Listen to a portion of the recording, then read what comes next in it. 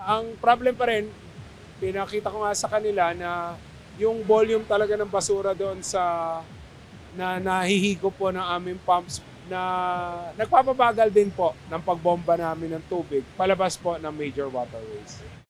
Sa datos ng MMDA, mula noong July 18 hanggang July 22, nakakuha sila ng nasa 526.8 tonelada ng basura sa mga pumping station sa National Capital Region.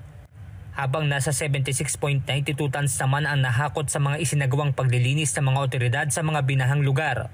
Again, hindi tayo naghahanap ng mga faults dito, kundi maghanap ng solusyon. Although yung sa kabila, titi-check din ng contractor kung talagang na barahan yung outlet ng kanilang poste. So, basta ang commitment naman po ng may-ari ng MRT7, whether or not sila ang nakabara, naka-apekto yung kanilang construction, tutulong sila sa pagsasaayos para mawala yung baha dito sa Commonwealth.